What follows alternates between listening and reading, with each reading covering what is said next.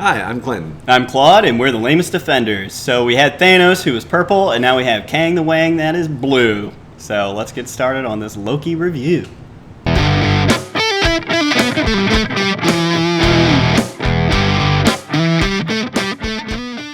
Hi, Thanos. We're the lamest offenders. I don't even know who you are. We have a small but dedicated fan base.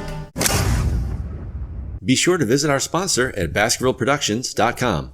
Hi, welcome back. So this episode picks up promptly where episode 5 left off. With Thankfully, the, too. Alwath, and then Alwath gone, and then the Citadel of Time, or whatever they called it, I forget, is revealed, and Loki and Sylvie are on their way towards it. The Catholic Church. Yes, cathedral, yeah. And so they get inside, and one of the statues, there are 4 statues that resemble the 4 statues in the courtroom of the TVA, and one of them is like just completely shattered. Mm-hmm. And there's one, it's like dust everywhere, and Loki's like, is this guy even here anymore? Is he already dead? So someone that we've been speculating on actually makes an appearance. Yeah. So I mean, if you watch the intro, which was marvelously done yeah, by if me. you somehow skipped to just this point, good for you. Yeah, you already know. And then so Sylvie, she actually, like, before they go in there, she's a little bit nervous because this is her whole entire, no pun intended, end game was like to really stop this, stop whoever is like pulling the string. So like I thought that was a pretty good scene where Loki is kind of like almost like a pep talk, like, hey, let's just go do this, let's go in there. So once they get in, they was it Miss Minutes is there, and she reminded me of a video game that reminds the player to save their game before they fight the final boss. And she was kind of like, she was more menacing than she ever did. She's basically like, hey, what are you doing here? She gave him choices to basically say, you know, you could be happy if you just stop what you're doing, and we can fit you both together in a certain timeline where you live there. Yeah, and you beat Thanos, you beat the Avengers, you rule Asgard, Earth, everything, Midgard, I guess. Have anything you want, and then Sylvie's not having it because she's done with all this timeline BS. And frankly, so are we. Yeah. Except for Spider-Man, Far From Home, we're ready, or No Way Home rather. So too many home plays. But so homeschooled. Yeah. So then you hear the elevator, and you're like, okay, so this is it. Our final reveal. Let's see who it is. We all anticipated that it would be Kang. And sure enough, it wasn't Ralph Boner, it was Kang. Yeah. Kang the Wang has made his MCU appearance, and I was pretty disappointed just on the costume itself. Yeah, it looks like a variation of something of his comic book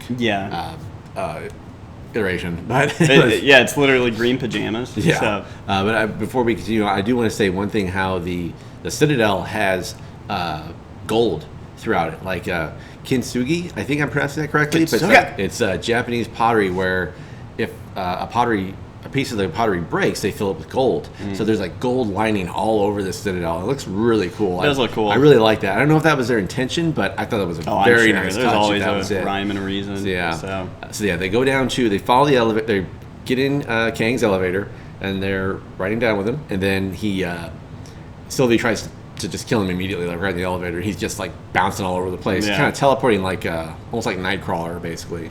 And that cat from was it Alice in Wonderland, Cashmere Cat? Oh yeah. It was just like smiling and trolling. I did like that aspect. Of course you did. So they get down to his office and they just start talking. And I think they go up, not down.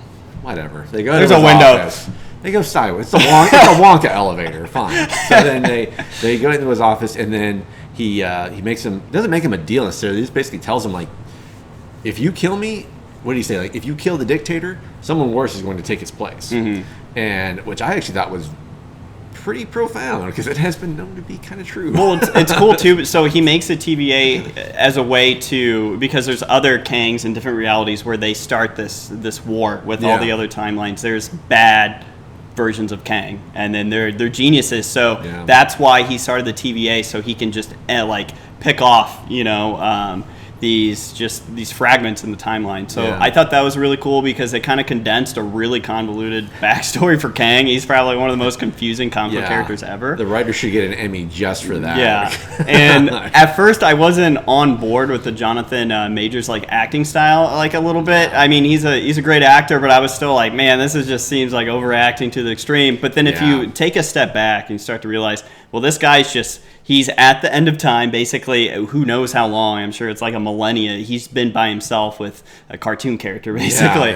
He's a little bit loony. Like it looks like he lost his mind. So I did appreciate that. So. Yeah, when he starts talking about other Kangs, he just gets really serious and very intense. It's like, okay, that's who we're gonna see. Yeah. In Ant-Man. So yeah, that's gonna be cool. It's cool too when he's addressing, because he already knows both Loki, the male version, and then the female Loki, what they're going to do. Like, their script is predetermined, so like they can't kill him at this point. But I did think it was kind of odd, like it just so happens to be that both Lokis show up, and it's just the powers, like the timeline is at a point where he can't predict what's happening. Yeah. And I'm like, oh, that's very convenient for the story. So Sylvie wants to get rid of him, Kang. Kang gave them a choice, basically. You can kill me and rule over the TVA, or I'll just retire and then you can rule over it anyway. But if they kill Kang, there's going to be thousands of different just timelines, and it's going to basically introduce infinite amount of Kang. Infinite amount of Wang. So like you're going to have the bad versions of Kang, and it's going to be this this multiverse like crisis. And then so Sylvie, true to her character, wants to kill him no matter what, because her life has been at play with hunted. this. So, and Loki's like, stop, what are you doing? Like, if you kill Kang, that's basically the gatekeeper controlling, and keeping everything in order. So, which is kind of weird because Loki is always revolved around chaos. So it's kind of just a quick character growth within these 6 episodes. So then they fight real fast. You think they ended up, like, they share a kiss. And then you think that Sylvie agrees with Loki to just stop. Like, just let him live. Then she blasts him in a portal back to the TVA from a different timeline, and then she ends up killing Kang, and then that's when you see all these splits of different timelines and stuff. And that's what gets me personally excited going forward, is because everything revolves around Spider-Man for me. So this just opens the door, because I thought WandaVision was the one that like screwed up reality, but it turns out it's this. So, and we talked about it before we started filming, that the best part of this entire episode was the future things. Like, that was the coolest part. Yeah, the episode itself, I mean, it was okay. It only took place on, I think, like 3 scenes, but it was like locations. 35 minutes of Kang's office. Yeah, which was honestly, I was so engaged the whole time. I was just like, okay, this is really well done. But yeah, it was just a lot of talking, which was great. Which is a total like curveball compared to the other Disney Plus shows where they just do action. That's all the last episode, and every Marvel series has been horrible. And Falcon and the Winter Soldier, like their last episodes are just crap. Yeah, I remember WandaVision. The 2 Visions are debating the ship of Theseus, and then Scarlet Witch and Agatha Harkness are just shooting balls at each other up in the sky. So what's going on here? Vision's choking Vision into robots. But I mean, that's what I appreciate about this episode, is that it was a change of pace and they actually got it right. So yeah, it kind of feels like Marvel's Doctor Who now. Yeah. And Doctor Who sucks. I'm just gonna say that. So maybe it feels like an interesting Doctor Who. Maybe I should actually watch it. So yeah, I'm actually very intrigued at where this show goes now, because it was confirmed for a 2nd season. The mid-credit, there was no after-credit scene, but there was a mid-credit scene where picture of Loki, and it stamps Loki will return in the 2nd season. And that honestly was a bigger shock to me than, like, I mean, is Owen Wilson coming back? Like, what's happening with that? Oh, absolutely, because probably the biggest nut for this was Loki, when he gets shot through the portal by Sylvie, is you think he's back at the TVA because he sees B-15 and then Mobius. Yeah. And then he's like, we need to go back. Like, I found the guy that, like, controls everything. Now he's dead and he's just going off. And then Mobius is like, who are you? Yeah, and he's calling who are you, security. guy? Yeah, wow. And then you see the statue behind him. What used to be the timekeepers. There's 3 of them there. It's actually Kang. So now he's in this universe, and it's probably one of the bad Kangs. Nice, So yeah. big old fat Wang Kang. Yeah, I really enjoyed this. This was pretty great. I'm gonna give the episode like really a 7 because but it's higher than that. Like I don't want to think that I disliked it more than the previous 4. Yeah. But I was just like, okay, well, this happened, but Right. I'm so excited for the future of this show because of this episode. Right. So I mean, That's it's what. great. Yeah, I'm in agreement, but I'm gonna go with an 8 just because I don't know.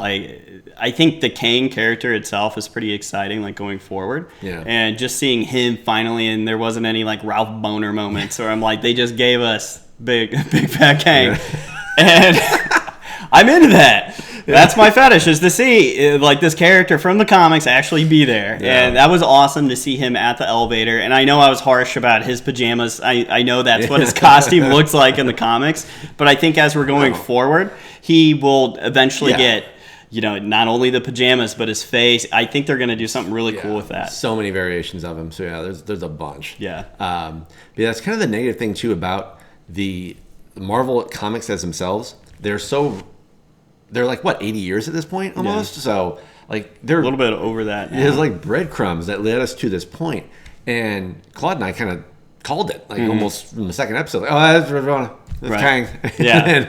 and so it's still very exciting for us. But I'm actually very happy and kind of jealous for everybody else who gets to experience this for the first time. Right. Because it's awesome. Like it's in for a treat. So yeah, it's going to be cool. Definitely. Well, like sometimes the counterpoint that too is like, they try to switch it up, and then they'll have something where they'll have like a Ralph Boner, or like It was great. That was really Ben funny. Kingsley as a Mandarin from Yeah, Iron Man 3, yeah. and then they'll do something, and then the comic book fans are just nerd rage. Yeah. Like, so. Well, that's We're hard. We're a tough crowd to please. But anyway, that's our review for the final episode of Loki. Catch us next week for a series recap, and we'll catch you guys later. Thanks so much. Stay lame. Bye.